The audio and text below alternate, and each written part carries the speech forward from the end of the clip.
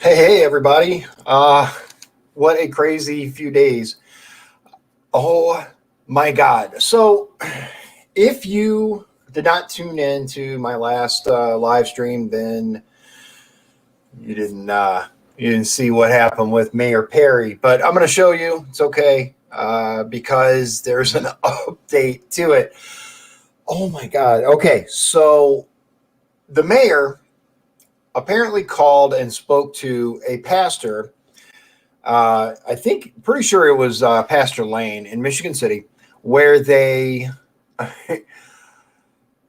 left. The voicemail was still going. The mayor said something really stupid that he shouldn't have said, and it got caught on the voicemail, and it got made public. Okay, that's bad enough. Here's the ridiculous part, because it's already dumb, but we have to go into full stupidity here. Bruh, you can't make this stuff up. Let me show you. Let me show you. I'm going to give you the story first, and then you'll then you'll see how really dumb it is. Michigan City Mayor apologizes for racially insensitive comments, but does not resign. There's a video. It's only him standing there saying, "I'm sorry, but here's what we're going to do about it." Right? He said he's sorry for his words, and he will take implicit bias and cultural diversity training in hopes of preventing actions like this in the future. The mayor is also creating a new assistant position to represent the mayor's office in the community. Community members in attendance, several of them being Black faith leaders in Michigan City, say this apology is not enough and are still seeking the mayor to resign. Pastor Lane said the mayor was very specific in who he was making racially insensitive comments about on Friday, but failed to specifically apologize to the Black community today. Blah, blah, blah, blah, blah. He didn't take any more comments. Let me tell you the dumbness here. So this guy says something dumb on a voicemail. It's these effing Black guys just looking for an audience, is basically what he said. Okay. He says now there's going to be a required diversity training for all city employees. He's the dumbass that said this stuff, but all city employees now have to have culture training, racial bias training. Now I'm going to say this. It has not escaped me that prior to the election for mayor, our mayor was a Democrat his whole life. He ran in 2018 against the current state rep, Pat Boy, in the Democratic primary. Now, prior to this, Democrat, right? Now, for the mayor's race, he was able to persuade the LaPorte County Republican Party to issue him a letter stating that he is a member in good standing with the Republican Party. Now, that's a whole other issue and something I'm not going to get into, but it created some other drama, right? There was a really good candidate for mayor that actually got beat out in the primary by someone who got a letter, but that's something else. So here we have a lifelong Democrat who ran suddenly as a Republican, who gets elected, and because they're racially insensitive, now all of a sudden we have a diversity director in Michigan City. Let me tell you, I don't need diversity training. I'm diverse enough as it is. And this is something that we've seen edging its way into communities all across America.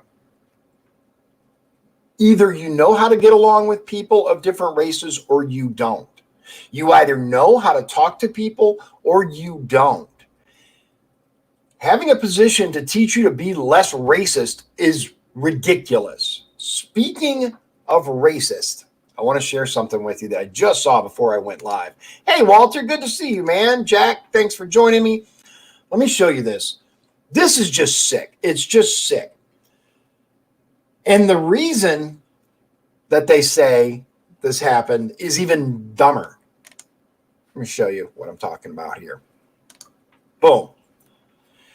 So I read through the article. The article itself is just like, what? But this is just ridiculous. Racist high school announcer blames diabetes for saying F and N's on hot mic.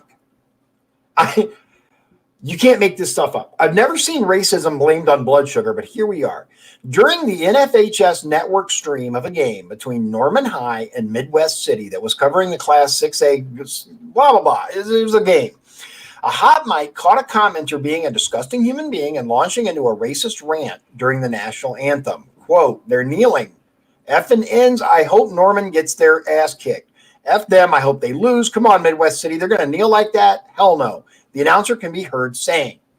Now, this article says all the more reason to kneel. Asshole, thanks for proving the point. In an earlier version, the commentator was identified as Scott Sepulpa, as reported by the Oklahoman. Sepulpa was a co-commentator during the stream, but was not responsible for any of the offensive remarks. In a press release, the commentator responsible for being a racist douche identified himself as Matt Rowan. So just so everybody knows, this poor guy Sepulpa, Scott Sepulpa, was blamed, and it wasn't Scott. It was this guy named Matt Rowan. Rowan will Ron, whatever.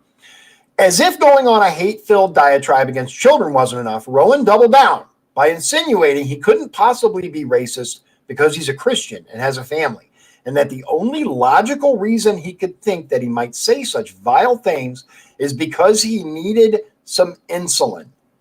I've never heard of blood sugar issues causing a change to someone's moral fiber. What a weak, lazy, disrespectful excuse. It might be dumber than the dumbass in Fox who said the Queen of England literally descended from colonizers could not be racist because she has African and Asian subjects. Now, I don't know about that. What I do know is there's no excuse for that.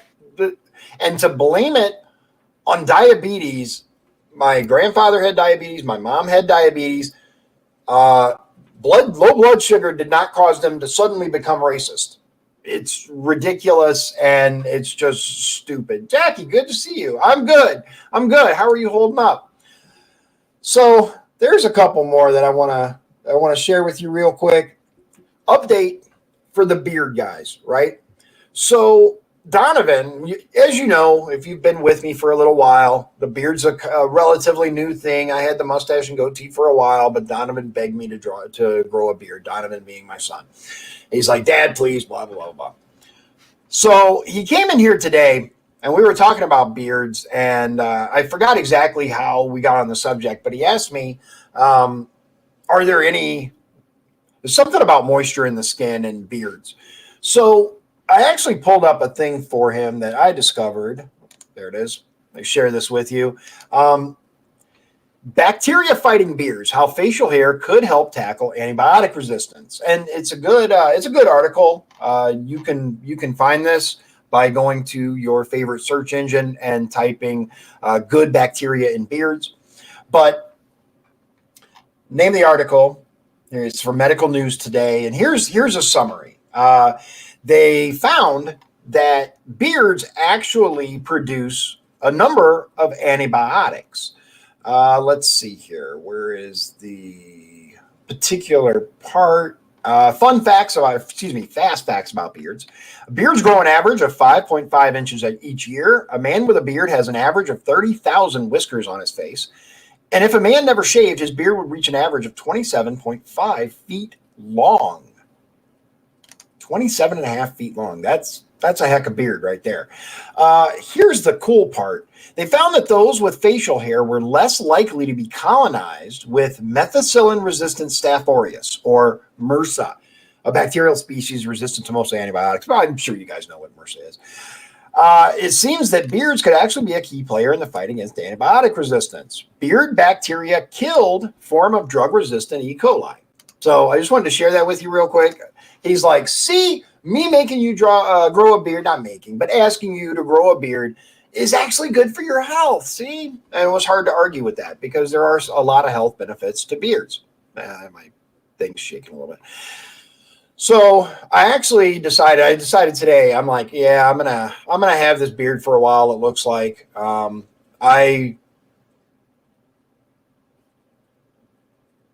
what is going on here? So it looks like the connection thing is still coming up. Let me know if you guys are having any lag or issues with my stream. I gotta call Xfinity tomorrow. That's what I use for internet. I got gigabit internet. I should not be having internet issues. And now I ran the ether cord. I'm hardwired. It's not even a Wi-Fi thing. Grr.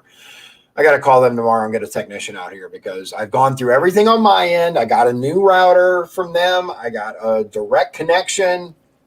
It's got to be their stuff. So for those of you who may be considering growing a beard, it's good for you. Let's see here. And there's one more thing that I want to show you before that's an upside, right? Okay, Jack says there is a bit of latency between audio and video. Interesting. All right. Yeah, I think I'm going to have to, I'll call them tomorrow and get that sorted because that's unacceptable. I have hardwired now. Check this out. And you know what? I could not agree more with this statement. Check this out. U.S. presidents play a lot of golf for some reason.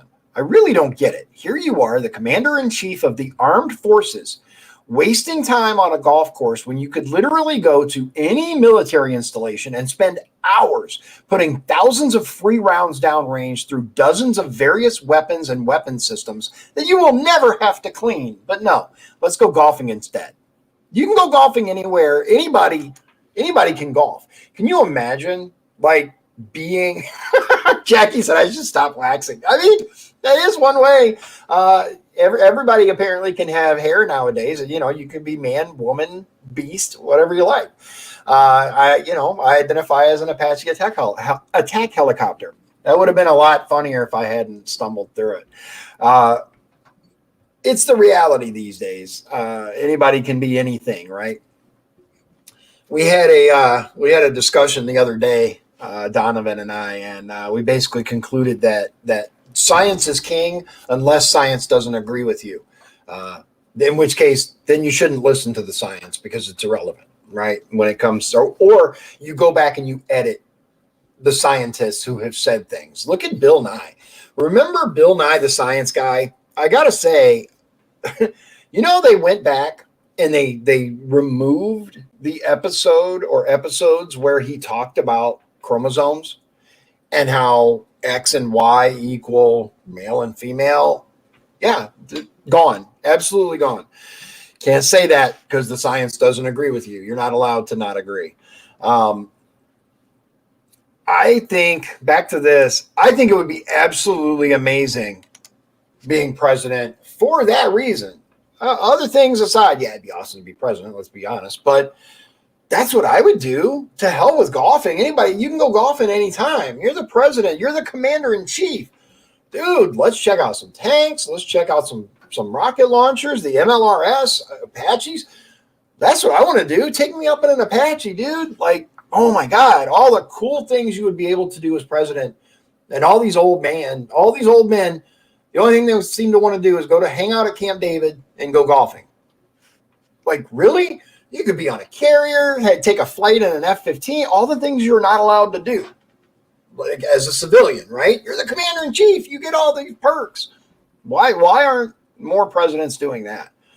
That's my question. But I got sidetracked. What I was going to say is I'm obviously going to have this for a little while. Donovan, like, he wants it to come, like, he wants an epic, like, lumberjack style beard. So I'm gonna have this for a while, I think. It's still kind of itchy and a little wiry. It's not super comfortable. I've never been a beard guy, mustache and goatee, just because without it, I look weird to myself. Like, is there something about you that if it changed, you would like feel weird about? And like, maybe it's your glasses. For me, it's facial hair. It's the mustache and goatee. Without them, I just don't look right to myself. But Donovan wanted me to keep this, so I've been going with it, and I decided to invest in some beard care products, right? Now, I know virtually nothing about beard care. It's never been my thing. Mustache and goatee doesn't really require a lot of maintenance. It's just there, right? So I go to Meyer, and I'm looking at just the insane amount of product that are there. That's just a whole section of all this stuff. And I have no idea what I'm looking at. I have no idea what I'm supposed to get.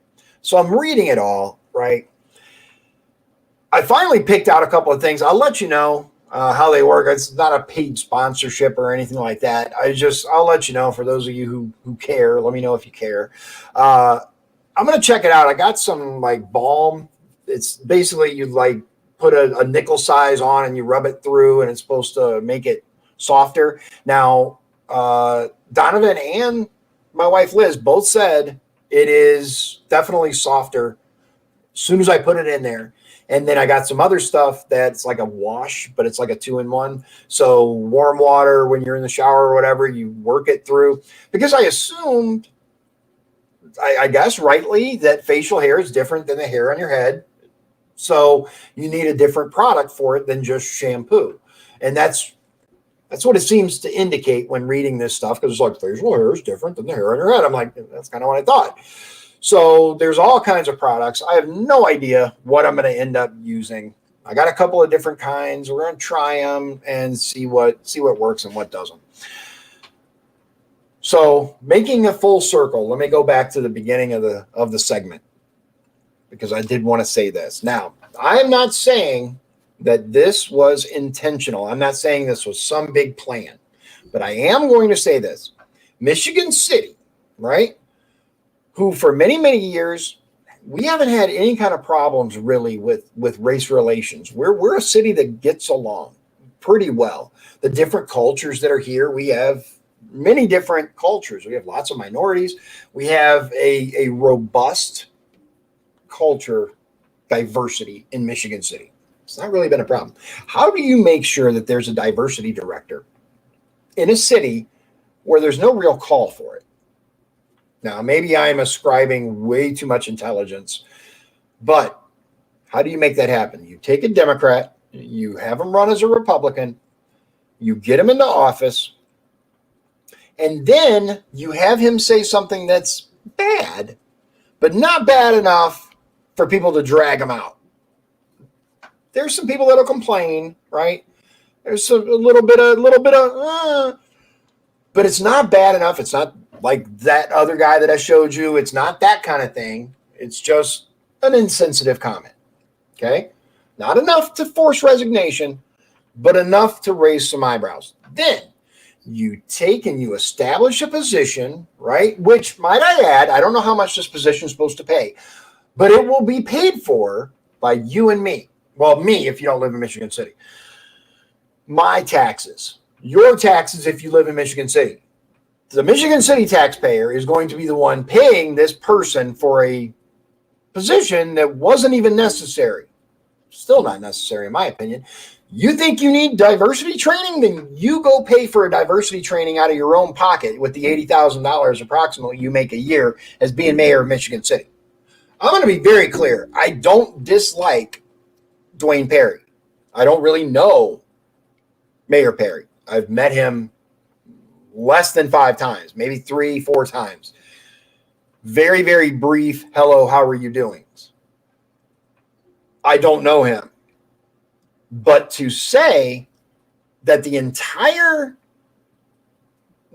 city needs diversity training because you don't know how to hang up a phone is one of the stupidest, most ridiculous things I have heard in a long time. And remember, I ran for office. I have heard some stupid shit. I have heard some really, really dumb things. But to force an entire city structure to have so-called diversity training because you're too out of touch to hang up a phone, you don't need diversity training. What you need is training on how to hang up a phone. That's what you need. You need tech support or something. I digress because it upsets me that not even this position. The position's dumb. It's unnecessary. But more than that, of course it's a paid position. Of course it's another way for the taxpayers of Michigan City to be dragged out of their money, right? We're going to have to raise taxes because we have to pay our diversity director. No. What? Are you kidding me? Again, if the mayor feels that he needs diversity training, then he should absolutely go get some training. But he should pay for it, A, out of his own pocket, and B, why is it being forced on everyone else? We were doing perfectly fine. It's so ridiculous. Update on running for office again. I've had a few people that have contacted me and said, yeah, you got to, right? You have to run in 2022. And I'm going to run for something, very likely. The question is what? Do I run for city council? Do I run for? It's not that I wouldn't like to. Where am I going to have the most effect? Liz and I were actually talking about this, and she's like, we're looking at what's going on down in Indy with people trying. There are legitimately people trying to challenge the governor's overreach, and there are so many people that are just like, it's fine, it's no problem, it's okay. What? This is the kind of mentality, and it's. I guarantee you, if these were people from a different party, if, for example, the governor was a Democrat and did what he did, then the Republicans, the so-called Republicans, would actually grow a damn backbone and actually take action. Here's the point. Are we trying, the bill that's there isn't even trying to take away the potential of the governor to declare emergencies. Of course, that's what they claim. They're like, oh yeah, if we pass this, we won't have the capacity to do the things that we did in order to help with COVID and blah, blah, blah, blah. That's not true. It's just blatantly not true. It flat out lies, like always. What it would do, and the one that I am in favor of, is how are you allowed to continually stretch out a state of emergency for a year now without any legislative approval, without any legislative anything, nothing. There's no consultation. There's nothing. How is that okay? That's my big issue. Well, legislators should be involved in this process. If this needs to continue, if we need to continue having a state of emergency, then legislators should be the ones involved in it. I think 30 to 60 days at most, at which point it should require a session, emergency session if necessary. Get the Senate in there, get the House of Representatives in there, and I'm talking about Indiana specifically. Get them in there and have them decide whether this is necessary. It's stupid. It's so dumb. So we're like, is me going to Indy to speak up for the region, is that going to be enough? Is that going to be the best thing that I can do? Would I do better in county council or county commission or Congress or whatever? What would be the best way? Not just, here's the thing, right? And this is the other thing that we talked about is, it isn't so much that I want a political career. It's that there are so few people that are speaking up for us, for you and me. I don't see these people, definitely not in my area, standing up and going, hey, we matter. Regular Americans matter. It's our voice, the majority, that need to stand up and say something. We're not seeing enough of those. So that's why I ran. That's why I'm going to continue to run until and unless another person who I feel is better steps up and runs for these things. What? I don't know. I don't know. What would be your pick? Where do you think that the most good could be done? What position? Let me know in the comments. Is it U.S. Congress? Speaking of Congress. So our first district congressman, Frank Mervan, happily voted for this $1.9 trillion bailout plan, because that's what it is. It's not COVID relief. Very, very, very tiny amount of this goes to the people. It is a massive bailout for poorly run cities and states. It shuffles money around in an unprecedented scale.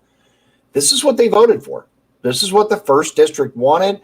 And honestly, people, until we put up a Republican that has a chance of winning, that's what's going to continue happening. That's the way it's going to be. And I myself am tired of listening to people support this person and then complain about the way they vote.